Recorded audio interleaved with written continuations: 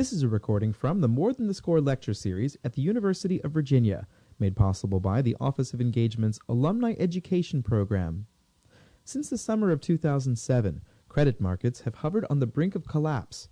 Recovery in all financial markets seemed to be on the mend by early 2010, and then the Greek government restated their fiscal outlook and the sovereign credit crisis began. How will things play out in the Eurozone? Professor Edward Burton addresses whether the U.S. will face a double-dip recession in 2011. He's introduced by Cindy Frederick, UVA's Associate Vice President for Engagement. Excellent. Good morning, everyone. I'm pleased to be here, and it is my great honor to introduce Edward Burton to you today. He received his BA and MA in economics from Rice University and his PhD from Northwestern University. He began his teaching career at Cornell University and went on to teach at both Rice University and York College. Since 1988, he has served as professor of economics at the University of Virginia, and in addition to teaching, Professor Burton has held positions such as the Senior Vice President for Smith Marney in New York and President of Rothschild Financial Services. Professor Burton also currently serves as a consultant to several businesses and is very involved with Madison House, the student volunteer organization at UVA. I've had the privilege to know and work with Ed for nearly 20 years, and I personally think that he is one of UVA's esteemed treasures. To see him teach, interact with students really gives you joy and hope for the future of our education system. He is an admired community leader and just an overall great guy. So please join me in welcoming Professor Ed Burton.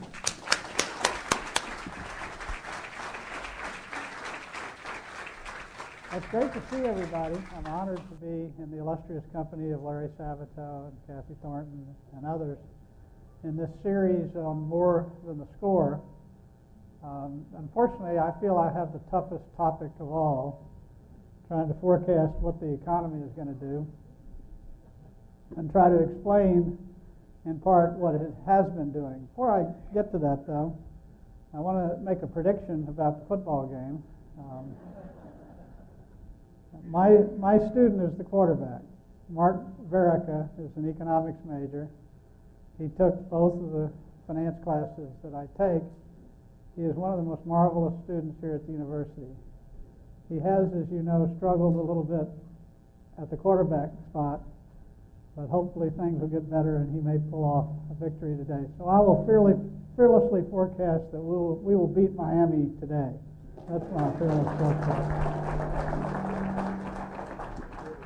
And that Mark will have a career game this afternoon. He's a wonderful kid, so if you're out there, think good thoughts for Mark. He's a fine individual, and I'm honored to have had him as a student, and I hope he has a great day. And now we get to the tough part. What has been happening basically since 2007, when the first seeds of what we now have as a major recession began to take place in the American economy. And very little actually was done early on. The housing market began, which is the main event, the housing market began to come apart in 2006. Not 2008, not 2009. In 2006, you began to have not only housing prices start down in most every part of the country, but those who loaned money to the housing market began to be in big trouble. You had a number of subprime mortgage lenders go out of business in 2006. More followed in 2007. And what's interesting about the timeline is that while the crisis really began in 2007, and really even earlier in 2006, the stock market hit an all-time high in October of 2007 when it pierced 14,000. This is well after subprime mortgage problems developed dramatically in the economy. Many subprime lenders had gone under. The asset-backed securities market had frozen up in the summer of 2007. All of these terrible facts were on the table in 2007. Stock market went to an all-time high, And Lehman Brothers went to an all-time high, which it reached in October of 2007. Goldman Sachs hit an all-time high in 2007. The world was just wonderful in 2007, except that it wasn't. Except that all of the things that were going to come to the fore in 2008 were already present. And not only were they present, they were known. In the fall of 2007, Ben Bernanke was the Fed chairman. He had taken over from Greenspan earlier in the year. And at that point, Paulson was the Secretary of the Treasury. Both of those men were well aware that the asset-backed securities market had closed. There was no new origination in that market. Now, the asset-backed securities market is something I never taught my students about 15 years ago. Why would you think I never taught them? It didn't exist. It hardly existed at all. There were very few asset-backed security transactions prior to 1985. But by the time you get to 2007, 20% of all the credit that flows into the American economy flows through the asset-backed securities market. Not only in housing area, but in auto loans and credit card receivables. The asset-backed securities market had 20% of all the credit coming into the economy, and it was closed. Now you can imagine that 20% of all the banks in America failed, and all that credit was no longer available. Something is likely to happen. And it was very clear something may happen. And if you go back and look at statements made by Bernanke and Paulson in August of 2007, Paulson said, well, this is just a blip. We'll get by this. Bernanke said, this is not a serious problem. We'll get past this. And yet all the facts were known at the time to both of them. They were certainly, the Federal Reserve itself collects the data on the amount of credit flowing through the economy. And it's in a Federal Reserve bulletin in late 2007 where you can get the data online that 20% of all the credit that came into the economy was coming through that one spigot. And it wasn't clear what was going to replace that. And the implication at that point was very, very obvious. If you lose that credit, you're very likely to have a liquidity crisis. Liquidity is likely to be a problem for the economy down the road. Now, none of us were smart enough to know what form that would take and what would happen. And one reason a lot of people were naive about it, myself included, is our feeling was that the asset-backed securities market would restart, that this market would not continue to close down. Well, there was no hope for it restarting. It had no chance to restart. And the reason in a nutshell, is that most of the securities that came through that market had been mispriced. And people were holding these securities that had been priced wrong in the first place when they first came to market. We didn't fully understand that, but we began to understand it as 07 unfolded and we get into 08. Those are the very securities that sit on bank balance sheets that are called toxic assets later. Securities that were purchased, mostly AAA securities. Securities with AAA ratings. It was not the bad securities that were the problem. Everybody knew that the other stuff was toxic waste, but it was the AAA securities that got in trouble. Now, I'm going to pretend you're all in my class. I'm going to try to explain to you in a simple way how that disaster came about. Why the AAA tranches of the asset-backed securities market, which was the majority of the market, why that market came apart. Now let me give you an example. This is not exactly an example, but it's very close to how asset-backed securities work. Let's suppose that we have two mortgages. One is in Seattle and one is in Charlottesville. And in every way they're identical. Two mortgages. And let's say they're $100,000 apiece. So I have $200,000 worth of mortgages in total. And now I'm going to create two new securities. I'm going to create a tranche A for you and a tranche B for my good friend here. You get the toxic thing, Durwood. And here's how these securities are going to work. Every month when homeowners pay their mortgage, I'm going to pass those through to tranche A and tranche B. So I'm just creating a security out of these two mortgages. You're going to get one, and you're going to get the other. The only wrinkle is you get paid as long as at least one of the mortgages is still live and kicking. You take the first loss. If one of the mortgages goes bad, then you don't get paid. It doesn't matter which one. The one in Seattle or the one in Charlottesville. Now that's very similar to how asset-backed securities are actually created. You protect one security by subordinating the interests of the other to the one. That's the ultimate principle of credit shifting in an asset-backed security. Now, how do I price your security and how do I price your security?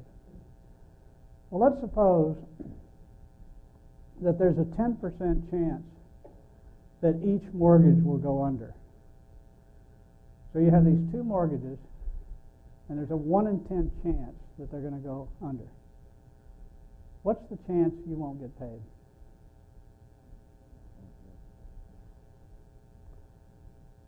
Well, it's a 1 in 10 chance for each. You get paid as long as they both don't go under. So what's the probability that that both of them go under? 19%.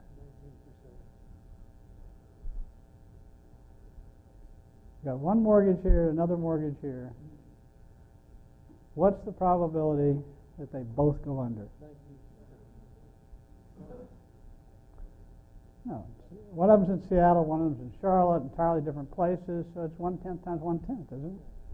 So there's a 1/100th chance that you're not going to get paid. You've got a 99% chance of being paid. You're a AAA. Now, I hate to tell you, Durwood, the 19% is right about Durwood. You're a triple C, Durwood. Good luck. So these securities were sold as AAA, and as a result, they got very low interest rates. And banks were manufacturing these securities. Banks like commercial and investment banks. Lehman Brothers was a big creator. Lehman Brothers was really good at this business. Other companies like Prudential was no good at this business. I enjoy listening to their commercials now where they say, we didn't make those mistakes like those other guys did. They didn't understand the business, thank goodness for them. But Lehman and Goldman and all these guys, they hired the smart guys who knew how to do this stuff. And Merrill Lynch was a Johnny-come-lately. They hired some of the smart guys to do this stuff. And Bear Stearns always had the smart guys to do this stuff. So if you were smart, then you got into this business and you created these things. And it was kind of nice because here you took securities that had a 10% chance of failing, which is pretty high, and you created a security with half of that money that has only a 1% chance of failing. I can peddle this at a very low interest rate, and I have to pay a little bit higher interest rate to Durwood, but not too much higher. 19 is higher than 10, but it's not the same as going from 10 to 1. Well, let me change the example a little bit, and you can see where the problem is. What happens if these two mortgages are flip sides of a duplex, and it's owned by the same family? And one can't pay anymore. Is the other one truly independent? They can't pay anymore? No. What happens, and we should have known it at the time, foreclosures aren't random events. The inability to pay a mortgage is not a random event. They're related. And if somebody can't pay a mortgage in Seattle, that increases the probability that somebody can't pay a mortgage in Charlottesville. They're not independent events. It should have never been a 1% assignment. In fact, it should have been closer to 10%. So the security you thought had a 99% chance of paying off, in reality only had a 93 or 94% chance of paying off. It wasn't a AAA in the first place. It was like a triple B or something like that. Now, if you were an investor, you were a pension fund or a university endowment, you would buy that security at par. You'd pay 100 for the security. And now all of a sudden, people began to realize that security is not worth 100. It's worth 94. It's not worth 0 because it's still paying. The mortgages are still paying. In 2007, mortgages were still paying, but all of a sudden that security you paid 100 for you had this uneasy feeling, uh-oh, if mortgages aren't really independent of one another, if mortgages tend to default in clusters, they either default a lot or never default, which is the truth. You either have periods where mortgages aren't defaulting or they default in waves. If that's the case, those mortgages are related. So that you've way overpriced tranche A, and you got a good deal, turned out. You got a good deal. Your security wasn't near as risky. But so that was the problem showed up in the AAA tranches. And as Wall Street manufactured these asset-backed securities, they were like a manufacturing plant. Before they could get them out the door, they ended up with some of these AAA on their balance sheet, a lot, because they were producing a lot. So Merrill Lynch and Bear Stearns and Lehman Brothers and Goldman Sachs had a lot of these AAA tranches on their balance sheet. Now in 2007, some of the hedge funds began to say, uh-oh, if this mortgage problem becomes a rout, your balance sheets are no good. Those $100 assets, 100 priced assets, you got to mark them down to 93. And the response was, why do I have to mark this down? It's still paying. I'm still getting the cash flow. I don't need to mark this down. It's perfectly good security. And the critics would say, yeah, try to sell it. Because by that time, it became well known that your 100 security is only worth 92 or 93 in the open market. And so there became the mark-to-market controversy. Should banks have to mark these assets to market? Now, if they were already failing, if you're not getting the payments, that's a different issue. But that wasn't the issue in 2007. In 2007, these AAA securities were still getting their payments. They weren't defaulting at that time. So a battle emerged about the value of these securities. And the first sign of that battle coming to an end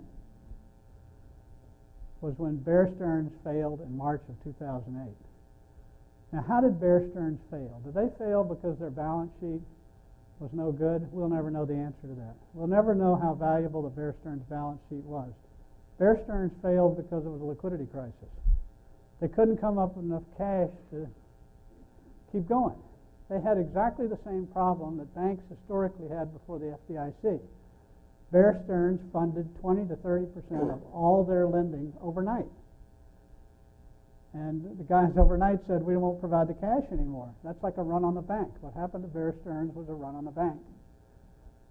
Now, at that point, that scared everybody in Wall Street, because all of Wall Street, all the investment banks, have a lot of overnight funding, including Goldman Sachs and Morgan Stanley and everybody. So everyone was nervous. What if it comes to us? That's why when you read books about this crisis, you'll see that firms realized that this could get to them. The reason it could get to them was not that their balance sheet was terrible or anything else. It's that they had 20 to 30% of their funding in the overnight market. And if that dried up through rumor or anything, they were done. They could not show up with enough cash to survive. So in the summer, the Fed and the Treasury realized that there was a problem. And they began to talk about doing certain things to alleviate what was clearly going to be a liquidity crisis for Lehman Brothers, for AIG, for Merrill Lynch, for Goldman Sachs, for Morgan Stanley. But they never really did much of anything. And by the time you get to September of 2008, then you have a series of firms in big trouble. AIG, Lehman Brothers, Merrill Lynch, all in trouble. And so the Fed had already been criticized when Bear Stearns went down, because the Fed had guaranteed $29 billion of Bear Stearns assets to entice J.P. Morgan to take over Bear Stearns. That's what, in fact, happened. J.P. Morgan took over Bear Stearns. And they were enticed to do that by the Fed guarantee. And it was a public outcry. This is a bailout. You shouldn't be putting taxpayer dollars up doing this. So when they got to September of 2008,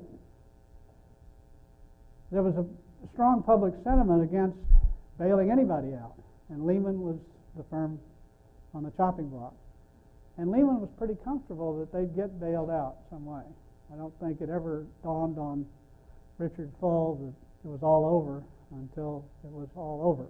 On Sunday, September 4th, when the government said there's just nothing going to happen here, prepare for a bankruptcy. Now, there's a real question about whether the Lehman bankruptcy was what caused all the trouble. If you look at the data, it's not very clear, because Lehman declared bankruptcy in the morning of September 5th. The stock market didn't collapse until 2 weeks later. The stock market kind of hung in there for 2 weeks. The stock market, ironically, collapsed right after TARP was passed.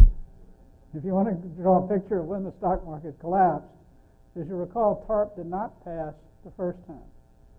There was a revolt in the House of Representatives. An unusual coalition emerged in the House of Representatives. And in this regard, there's a book out called Game Change, which has this story completely wrong. On page 392 in Game Change, you'll find in there that it says that the Republicans voted as a bloc against TARP in the House. It's not true. In fact, the majority of Republicans, a bare majority, voted against TARP, but all the leadership voted in favor of TARP, including Boehner and Cantor and everybody else. It was a coalition of a minority of Republicans and the Black Caucus and the Latin Caucus. That was the group that defeated TARP. And in fact, a majority of the Black Caucus and the Latin Caucus voted against it the second time around as well, and a smaller minority of Republicans. So TARP passes. The stock market then has the worst 7 days in its history. There are no 7 days worse than the period from the day TARP passed, the 7 days after that. And it hits the bottom in the 8,000 area. And now you ask a lot of questions like things like, what would have happened if TARP had not passed, or we had not had a TARP? One of the problems in economics, and this is the nature of the discipline that I teach, is that we don't know as much as we pretend to know. Well, like I'm occasionally on CNBC and Fox Business News and stuff like that. And I was on Reuters a couple of weeks ago, and they ask you questions. They say, well, Professor Burton, how do you see the economy doing da-da-da-da? Well, if you injected me with truth serum, the answer would be, how would I know? But if you give that answer, you're not going to get invited back, and you can't brag to all your students that you were on Reuters and stuff like that. That's the reason you get on there, so you can brag to your students that you were on, put clips on your website and stuff. So you come up with an answer. It's like the guys every night on CNBC when you ask them the market going up or down, or why did it go up? Why did the market go up today? Well, QE2.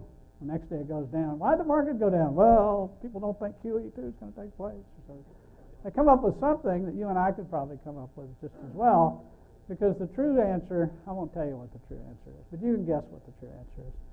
But we have a subject in economics called macroeconomics. Macroeconomics is somewhat of a joke. If I ask you, do you think tax cuts will get us out of the recession or spending increases? Which is more likely? Spend more money or cut taxes? Now I know your politics. The answer to that question tells me whether you're a Republican or a Democrat. It doesn't tell me anything about economics, because macroeconomics is witchcraft. It is. The cold hard truth is we don't know. We don't know if spending or tax cuts will get us out of this. And it could be that spending could get you out of one kind of recession but not another. It could be tax cuts could get you out of one kind and another. It could even be that even talking about it and jockeying these things around is destabilizing in itself. That constantly changing policies and so forth creates havoc and difficulties for people trying to function in the everyday world. And there's a fourth possibility, which I have to confess I subscribe to.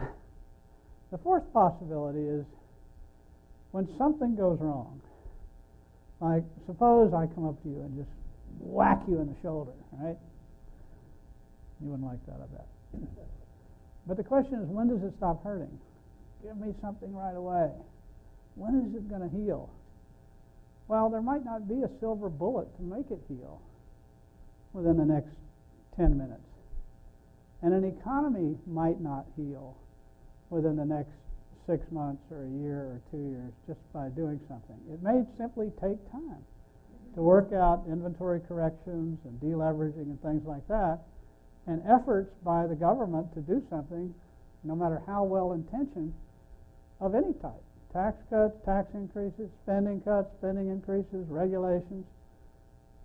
All of that stuff probably is counterproductive. And the best example we know of, and we always go back and look at the Great Depression, because in the Great Depression, and in those days they didn't know anything. Now we think we know something. Now we look back to John Maynard Keynes and all of his writings in the 20s when the British went back on the gold standard. Keynes, in the effort to keep Churchill from doing that, Churchill was the Chancellor of the Exchequer, he developed his modern theory of macroeconomics in that context in 1925. And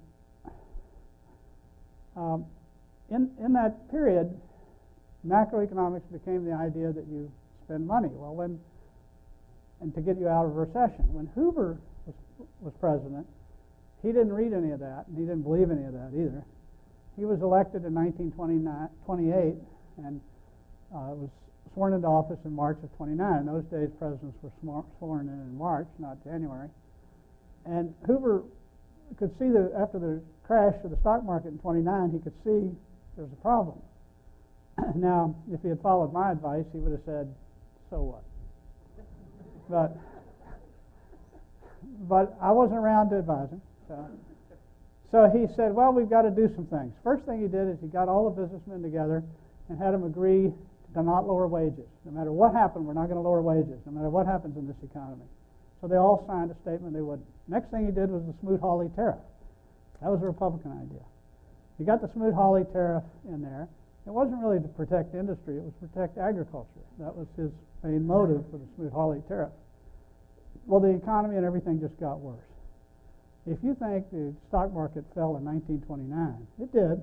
It fell from 380 to 320. But by the time you got to 1932, in 1932, when Hoover was being renominated for Republican candidate for president, the stock market was 40.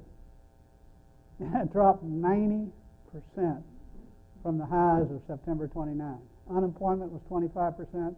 1/3 of all commercial banks in the U.S. had failed. It was a disaster beyond anything the U.S. had ever seen before or would see again. Now, what happened is many things were tried then. Roosevelt, by his own admission, had no idea what to do. He would be the first guy to admit, I have no idea. And he listened to everybody, and he tried everything. And there was a strong economic recovery through 34, 35, 36, and then the economy double-dipped. It cratered in 37. It was still bad in 39. 1939, this is 10 years after the stock market crash and 6 years after Roosevelt was sworn in, unemployment rate was 20%. 20% on the eve of World War II. Now, people have concluded historically that the war is what got the economy out of the Great Depression. I suspect that's not really the right answer. It's close to the right answer, but it's not the right answer. In the 30s, Roosevelt reacted much like the Obama administration reacted. We got this problem, let's put all these new rules in place. Roosevelt put the National Recovery Act in place, for example, and a variety of other things. Huge new series of regulations for the economy, all designed to help, to make things work better. Obama, I think, with a similar vision with the Democratic Congress, passed an enormous number of new regulatory bills. Forget about health care and cap and trade. If you just look at bills like the credit card reform legislation, the credit card reform legislation, well-meaning though it is, has the effect of denying low-income people credit cards. That's the main impact. And many of these things have that impact. You want to do something to help people. You see people in crisis, so you quickly come up with something. Whereas if you just slept an extra hour or two, It might have been better off than what's going to happen. What probably happened when World War II started, when the spending started, is immediately the government cut all the red tape that was in the economy. All the red tape that existed in the 30s was just eliminated for the war effort. Just got rid of all these, sack all these rules. Let's go fight those guys over in Europe. And so all of a sudden the economy got freer than it had ever been. Now it had some controls. It had rationing of tires and gasoline and this, that, and the other. But the economy in World War II was very free. If you were producing for the government, you had a lot of freedom to do it. So all of a sudden people got excited and business boomed, and everybody thought after World War II ended, the economy would fall apart. It didn't. The economy didn't. With all the soldiers coming back, with a complete shift from wartime to peace, it didn't. Because the economy had become significantly freer in terms of regulations and rules because of what happened in World War II. And so when you enter the 50s, you have a much less regulatory regime than you had in the period in the 30s. Much of that, I think, parallels today's situation. I often say that what happened to us is we have a lot of bull market remedies in the midst of a bear market. It might have been okay to do health care and cap and trade and this and that if the economy was strong. But when the economy is weak, it's very hard to put a huge amount of new regulatory structure in place. I'm not saying I'm for or against or whatever. Unfortunately, politics always sneaks into any economics talk. It's just unavoidable, I'm afraid. I wish it was avoidable. But the huge new regulatory burdens that have been placed on the economy will make this economy slower to come out of this than it would have been. And it will adversely affect the very groups that it was intended to help. If you look at the very groups who are penalized the worst in a recession, let me talk about unemployment. My students don't face a big problem with unemployment. The national unemployment level for people with college degrees is 4%. No major crisis for college-educated people. It's the people below that who don't have the college education, who are competing for $30,000 and $35,000 a year jobs.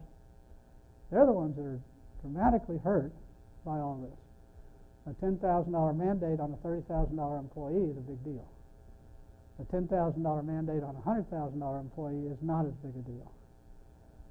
So many of these things adversely affect the people that are in desperate situations.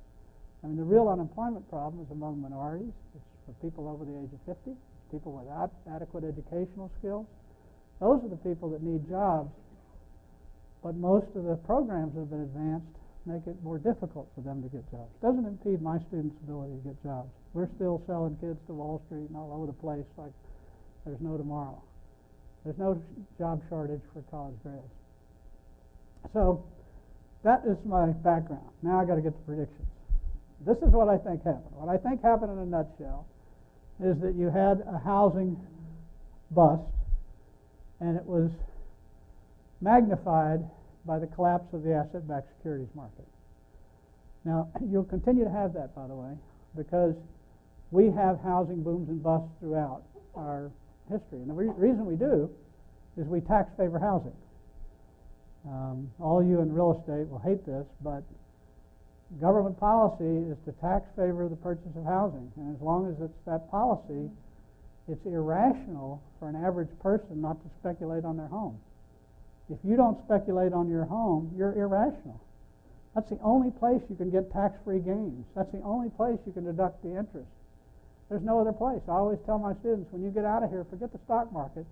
Go put down $1 and buy a home you can't afford. Way bigger. And if it doesn't work, you just leave the penny on the table and move to another state. But all you do is hit once, and then you've got a nice tax-free gain of whatever it is. You can't do that in the stock market. No way to do that in any other markets. Now, if you don't believe that that's the reason, look at Canada. How different is Canada culturally from the U.S.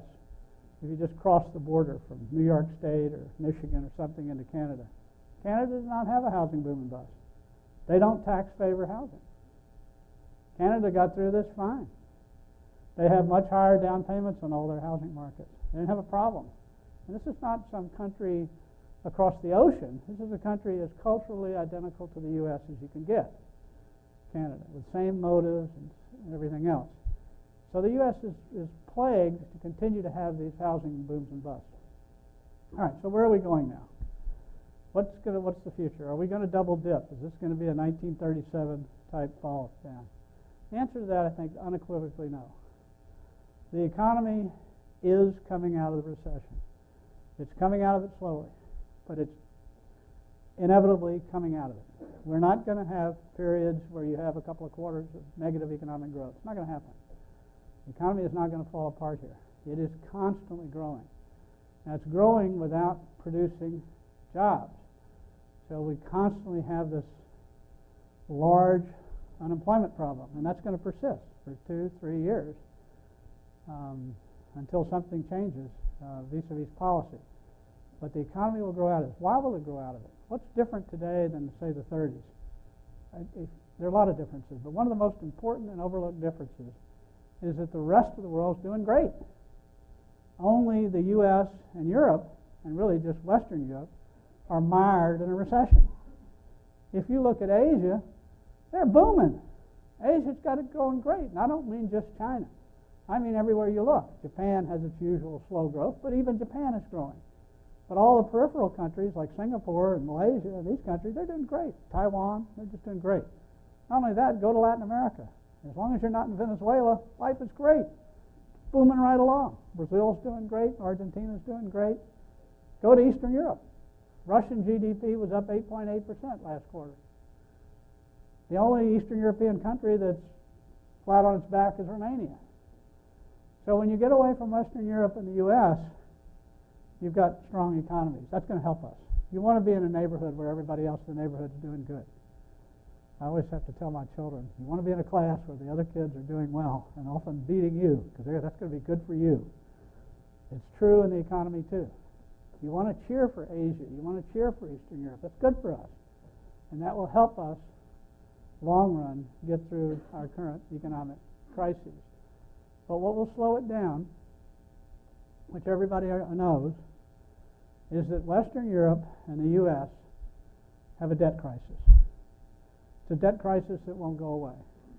Within 3 years, Greece will go bankrupt. No way out of it. Now, it'll be a workout. Greece will do like Argentina. They'll say, you know that $100 bond I sold you? Here's 20 cents. So they'll do what we call a workout. It'll all look great. Hey, they're working out of their debts. You get 10 cents on the dollar. You get 20 cents on the dollar. They'll clean the slate. They'll say, now we're going to sell some new bonds, and guess what? Now we're really going to do some austerity. Forget that stuff in the past. Well, we don't have any debt. Think of that. We're really good credits. So Greece will go that way. Spain will go that way. Italy will go that way. And the question is, will the European Union let them go that way? Now let me give you an analogy. The exact same problem exists for California, New York, New Jersey, Illinois. They are in the same situation. They can't print their own coin and currency. If California could print its own currency, it wouldn't have any trouble. Just run the printing press. Pay all its bills with the printing press. Might have a little inflation. I remember one time, how am I doing time-wise? Tell this quick story. When I was an undergraduate, I worked at the Treasury Department. And one of my jobs in the Office of Tax Analysis was to write letters back. When people would write their congressman, they'd say, "Dear Congressman so-and-so, why is our national debt so high?" or something, and I would draft the letter to return it. Well, one day, some lady wrote in to John Kennedy. He was president in 1963 when I was working in the Treasury, right across the street from the White House. And this lady wrote in and said, "Dear President Kennedy, aren't we going to go bankrupt? I mean, we're spending all this money and we're not taking anything in, blah, blah, blah." So I crafted the letter. And it said, "Dear Miss So-and-so, according to Article 5, Section 2 of the Constitution, the U.S. government has the right to coin and print the currency. Therefore, by definition, we can't go bankrupt. If we have to pay a bill, we simply run the printing presses, pay the bill, and all is well." That letter went out over John Kennedy's signature. And 2 days later, on the editorial page of the San Diego Chronicle, there was the letter from John F. Kennedy. But I was right. I mean, you can't go bankrupt if you can point and print your own currency, because you can pay off your bills by printing things. Not a great policy, but you can do it. But California doesn't have that. They can't print their own currency. Greece doesn't have that. They can't print their own currency. They're in the euro. So they got to work something out. Eventually, California will have to work something out. So will New Jersey, so will New York. There will be municipal defaults in the U.S. No question about it. And if the U.S. government decides to intervene, then heaven help you. There's no way they can. They need to let these places default. Just as the European Union needs to let Greece default. Everybody would be better off. Greece would be better off, and so would the European Union. Bankruptcy is not that terrible. It isn't. General Motors would have been better off if they'd let them go bankrupt. What they did was far worse. Bankruptcy just means you shift the keys to the new owner. Often the company is healthier. They don't have the same debt load they used to have. The equity guys are gone. Bankruptcy is sometimes the only way. Just imagine that you own $10 million, right? You owe $10 million. And let's say your income is $12,000 a year, and it's never going to get any higher.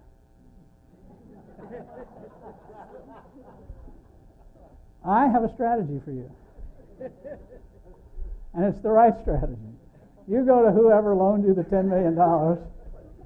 You go to whoever loaned you the $10 million, and you say, I'm going to give you $20 for that, and then we're going to wipe the slate clean. They'll be so happy they got the $20.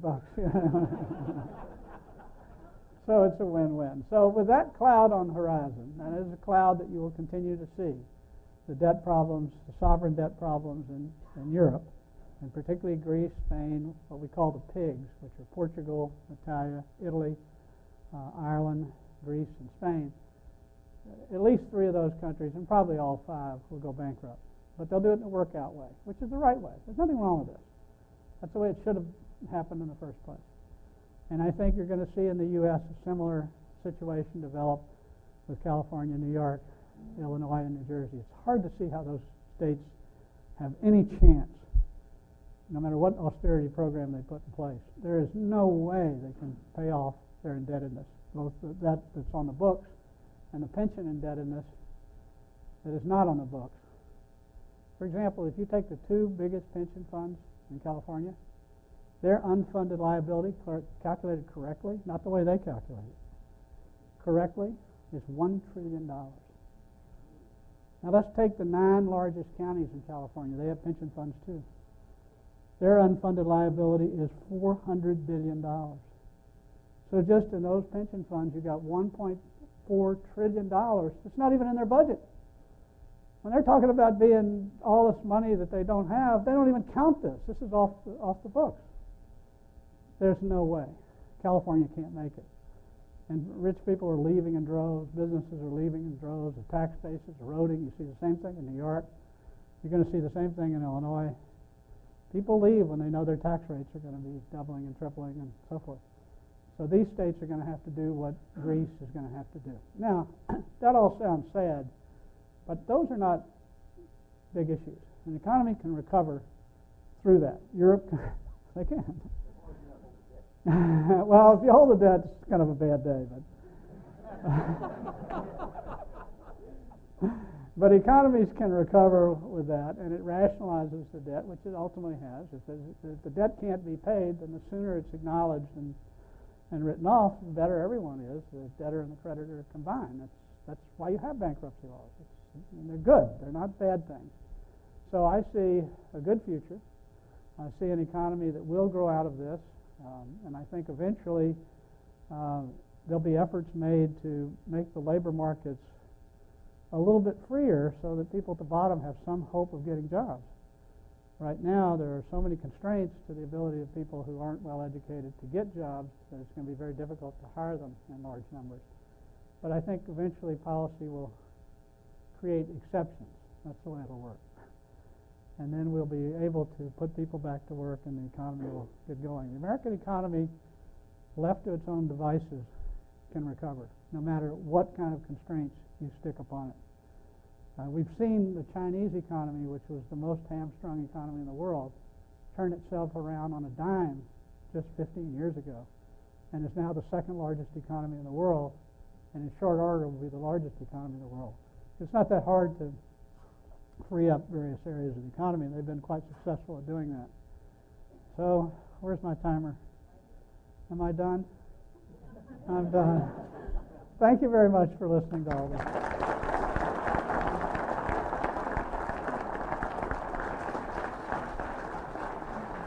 We'll take questions in the Virginia room. If you'll go with us into the Virginia room. Who has a question? Can we start? Yes. You hear often that America is a service economy compared to other economies in the world. I'm wondering what your thoughts are on that. It's often mentioned in a negative connotation. The question is America's more and more a service economy, not a manufacturing economy, for example. Well, most of what we now spend is services. If you look at what people are buying, they're classed as services. You don't spend that much of your money on food and kind of manufacturing type things. So it's good to be a leader in the service world. You know, the idea that you have to, quote, produce something, I mean, Steve Jobs produces something. It's not the same as producing a widget, maybe, but people want to buy it, and they want to pay a lot of money for it, not only in the U.S., but worldwide. So I don't think it's... An economy is about what people want to buy. If people want to buy services, I think you want to be there. The main thing that we have historically been good at is things that require a lot of human capital. For example, that's why we're so strong in technology. Now, we had to import a lot of that recently. There are a lot of Indian names in Silicon Valley. But still, the focal point of that is still Silicon Valley, and it'll stay that way for quite a while, I think. So I think those are pluses. We're highly dependent upon petroleum in our economy. Have you a reaction to the peak oil theory and its impact in the years ahead? Yeah, we periodically go through this every 5 or 10 years. I remember having these discussions. I grew up in an oil state. I grew up in Texas. My dad was an oil man, as a matter of fact. He was a wildcatter. I've always thought the right proposal, if you want to eliminate the dependence on oil, is to put a future barrel price tax on. For example, announced today that starting in 8 years, there's going to be a $20 a barrel tax on oil that goes to 30, 40, 50, 60 in the years out.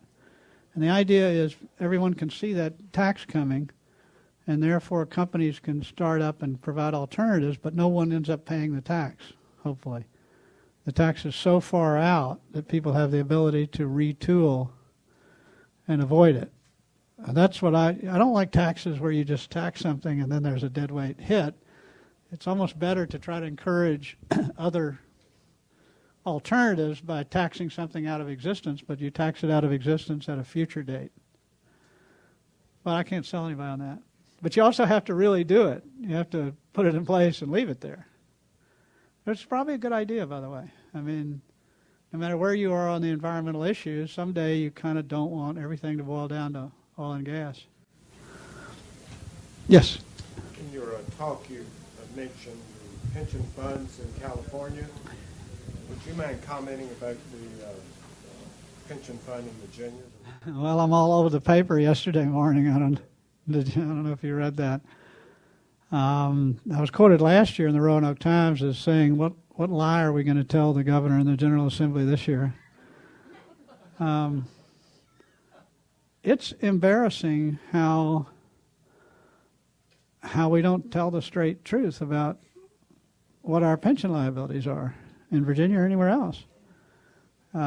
What we tell people is that we have $50 billion in assets and that our liabilities are $70 billion. My calculation of our liabilities is it's more like $120 billion. So that instead of having a $20 billion problem, we have a $70 billion problem in Virginia. And I don't think we're getting that message through to the General Assembly and to the governor adequately.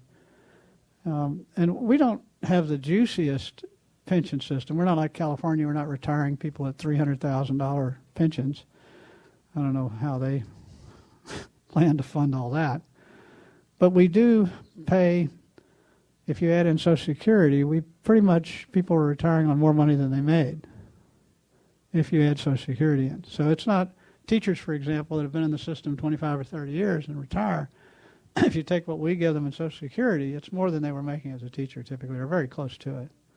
So it's not a terrible system in terms of the beneficiaries. But we don't put anything aside. It's a mini version of Social Security. You make all these promises of everything you're going to do in the future, and you say, we're going to give all these people all this money. How much are we going to put aside to pay for it? Nothing. So what you're really doing is you're giving all these people money, and you're asking people who aren't alive to pay for it. That's really what's going on. And that's what's going on with the state pension. State pension system, just think Social Security, it's exactly the same issue. Nobody's putting the money away to take care of it. And so what boards do, our board and every other board, they find some way to make it look not so bad. They smooth the asset values. They use a discount rate of 7 or 7.5% instead of 4. There's an artistry to figuring out how to keep people from worrying about this problem. But that doesn't make the problem go away. For example, we have $50 billion in assets. This year, we will pay down $2 billion out of that fund in terms of expenses for benefits beyond the contributions that we take in. That's true, we had a good year in investments. We made $7 billion in investments, but we're not going to make $7 billion every year. And so you're on the pay down side. You're paying down your assets. That's where we are in Virginia. It's a very serious problem. And no political party is on the good side on this issue. I mean, my fights have been mostly with people in my own political party, as some of you who follow the papers probably know. But no one's willing to tackle this problem. So supposedly in the trenches, everyone is a Keynesian. Do you foresee a potential bullwhip effect with inflation, given how much quantitative easing there is currently? Number one, I don't think quantitative easing will help. And number two, I think it sets the stage for a severe inflation problem later.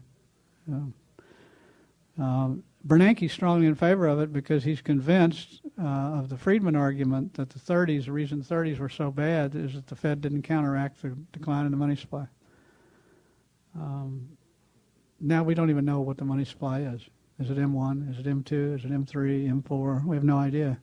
Once people quit paying all their bills by cash and check and started paying them in other obscure ways, and we have students who never have any cash or anything in their checking account, and they buy a lot of stuff. So the means of payments change dramatically, and therefore the instruments of policy we don't understand them as well. Money in banking is another course that I would label witchcraft in the modern world. Well, we don't know what money is. You know, it's one of those things that everybody says, I know what money is, but when you go try to count it up what is it? Credit cards? Treasury bills? Cash? And if you don't know what it is, then you can't very well have a theory of its impact. It's just naively, if they start monetizing the debt, that's probably going to be very inflationary at some point. Mm-hmm.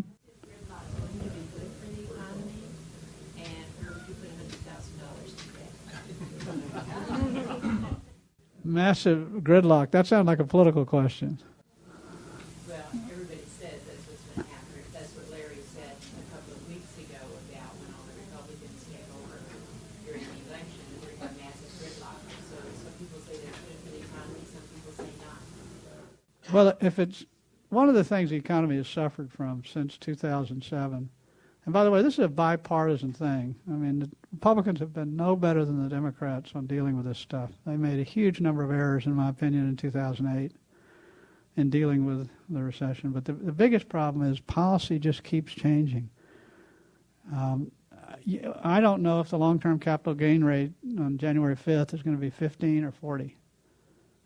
So how do you decide what to do in an environment like that?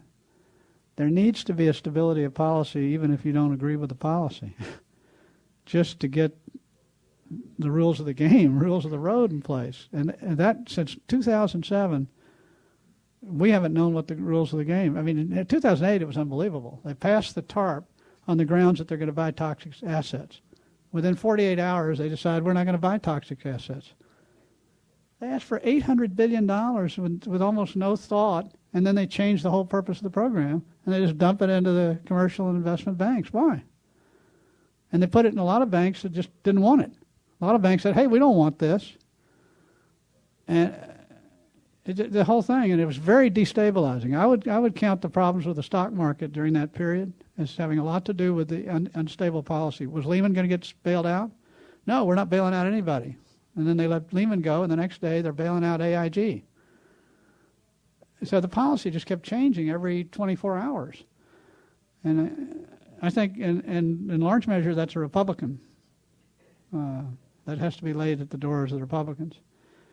And I think on the Democratic side, and I think most would agree at this point, probably even President Obama, to have an ambitious social agenda in the middle of a recession is a difficult thing.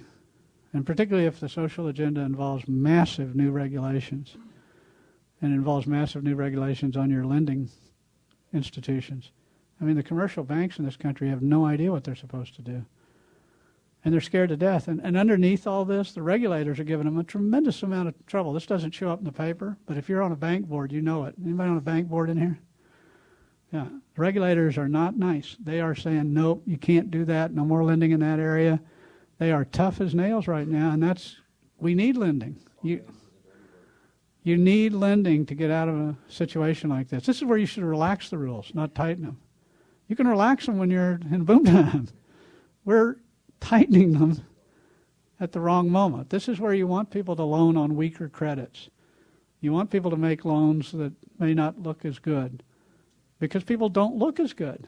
Most people's net worth is not where it was 2 years ago. They're not as good at credits when they walk into the bank. So you need to acknowledge that if you want a recovery and kind of go with that. After World War II, you said that a lot of people I can say economists expected the economy in the United States to go down. But my impression has always been, well, Europe's economy had been destroyed, Japan's economy had been destroyed.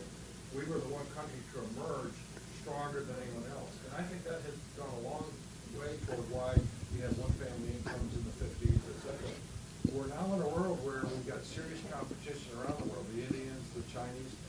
You can't fault people around the world from trying to earn a decent wage. And in China, if you can go from $5 a day to $10 a day, that's great news. But we've got workers that won't do that. There's going to obviously have to be adjustment. I just wanted to get a sense of to me, we still face some very strong challenges because of this competition. I want to just get a sense of your thought on, I guess, well, you make a good point. I mean, if you take your skill set, and if that skill set is the same as somebody's skill set in China, the wage rates are going to start closing toward each other. There's no way out of that. And so the proper solution is to try to figure out how to increase people's skill sets if you can, so that they go into areas where there isn't an abundance of this. And if you look at most, America doesn't face this problem as severely as some other countries because we have a large number of highly educated people in this economy. So does Western Europe. But the people at the bottom are the ones that struggle here. People who don't get the education, don't finish high school, they're competing with the people of similar skill sets. And that's a problem that won't go away until we figure out our educational system, particularly at the early ages, not University of Virginia. We do fine. We don't need any more money. We don't need any. I shouldn't have said that. Pardon me. One thing I heard recently, though, is that China, I think in like 5 years from now, will have like 3 times the number of engineers coming out than the United States. So 10, 15 years from now, even if our engineers are more creative than theirs, if they've got 3 times more, you get the sense that... Right, but they may need 3 times more. Remember, their population is a multiple of ours. And they're doing they're doing infrastructure kind of stuff that we might have done in the 50s. So China's got big challenges, by the way. It's not easy over there, although I have to say, no society in history has moved 350 million people in a dozen years from the backwater of rural China to a modern world. I think China's done a good job, and I think they're trying to continue to do that. It's always going to be tough now as the world gets global. I mean, everything you do now, you have to think of your competitor as being in Thailand or something. I don't care what you do, hardly. Even if you're a lawyer, you may be getting your briefs from Malaysia, and doctors are getting their diagnoses from India. It's very much a global world, and that's just the way it's going to be. So, when we think about what people need to do, we need to encourage people to continue to get more skills, I think. But it's going to continue to have the divide between the haves and the have-nots in the Western world. Because the haves will be people with education and skill set, and the have-nots will be people without it. And there's not, even with tax policy, much you can do about that. It requires changing the skill sets long run. Yes? The first shoe to fall was the residential real estate market. Why do you not think the commercial real estate market is going to be the second shoe? You know, I have been shocked by the commercial real estate market. I thought it would be. I sit on the board of a public REIT. We're the largest office holder in Manhattan, for example. We're bigger than Vornado in Manhattan. Our stock went from, well, it was $155 a share. I thought I was riding high at $155 a share. When it ticked at $8 a share in October of 2008, I was riding low, I can tell you. And it looked like commercial real estate was done. And the reason is half of all commercial real estate funding comes through the asset-backed securities market up to that point. And you knew that wasn't going to roll. When those things came due, they weren't going to roll them. But surprise, surprise, credit came into the commercial real estate market. And commercial real estate has stabilized. Now, how long? There are different branches of commercial. Well, for example, in New York, the market I know best, rents are moving up and building prices are getting back to some of the absurd levels. For example, we were involved in 510 Madison, which is one of the best buildings in Manhattan. And Boston Properties bought it for what has to be like $1,000 a square foot. Yeah, that's right. The prices of 05, 06. So, but Washington's holding in okay. It's a little weaker, I would say. I don't know. Commercial real estate has surprised me. It's held up now in the small towns. It's not holding up too well. Agreed. Yeah, small towns, but it's in small towns it has more of the characteristics of retail than it would have in the large cities. In New York, by the way, the reason real estate's holding up there, commercial real estate, is not Wall Street. It's all these other things, retailing and stuff. It's just booming. Companies I never heard of, but your children and grandchildren know who they are. They're renting a lot of space. Yes. This relates to the first part of your talk. It seems to me one of the bad guys in the collapse of the economy was the rating agencies. I mean, these people must have known they weren't giving, when they were giving AAA ratings to the top tranches, that these weren't AAAs. I mean, it seems to me this is almost, this is scandalous. I guess I give the rating agencies a free pass when I think about this. Who is to blame for these toxic assets? Who is to blame for these AAA securities that really weren't worth that? At the end of the day, it's got to be the people that were selling them. It's got to be the senior people at Goldman and Merrill and Lehman. Because what they saw was it was like a sausage factory. The sausages came in, all these worthless cash flows came in, and you turned the machine, and out came all these wonderful cash flows with high ratings. I don't care how you do that. Logically, something's wrong. There should have been a trigger that how can you take all this? I mean, they were trying to get more subprime loans in 06 and 07, and they were building new subprime lenders because they wanted to take subprime lending and turn it into AAA securities, and they could do it. It should have been very obvious something was wrong there. Now, the rating agencies, what they saw is they took the percentage of default. That was, for example, that 1% number that I did in the talk, and then they assigned the rating on that. They didn't get underneath into what the mortgages were. So that's kind of why I give them a pass. That was their defined job. Now, you might say, well, they should have, but it really wasn't how they saw their job or how anybody else saw it. It's really more the senior leadership at the banks.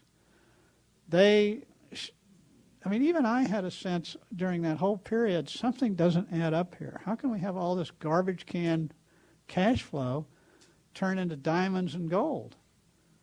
Well, it didn't. It was garbage can cash flow that turned into garbage can cash flow. It just got sold as diamonds and gold. That's what really happened. And that's, by the way, the asset-backed securities market is just now beginning to come back. But you can see once you lose faith with the buying public, that's why it didn't come back. Is people no longer trusted any of the ratings they saw. And you could say it was the rating agencies, but I would think most market participants blame the Wall Street firms. Because the rating agencies, they didn't make a whole lot of money doing this. The people who made all the money doing this were the asset-backed securities departments at Lehman and Goldman and Merrill and all the other. And they were all in it if they could do it. Only the ones that didn't understand it, like Prudential, were saved from this process. Or Wells Fargo, they couldn't figure it out either. So. But if you could figure out how to do it, you did it. And you hired all these physics PhDs to do it. Anytime something's that easy, it's surely a red flag goes off in your mind. Anytime something's that easy. And particularly professionals. Richard Fuld is not just like you or me. He's been in that business a long time. And I would say the same thing with Blank Fine and all these guys. And to see one area of your business make that much money when the input is trash, I don't know about the legalities, but something ethically is really wrong with that. That's where I would pin the blame. The Wall Street investment banks. And believe me, they paid a big price. All those guys have paid huge prices for the mistakes they made, particularly Richard Fuld. He's paid a big price.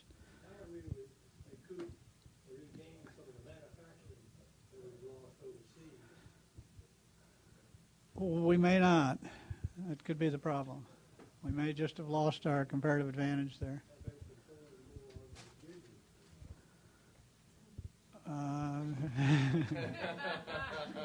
This might be a good time to...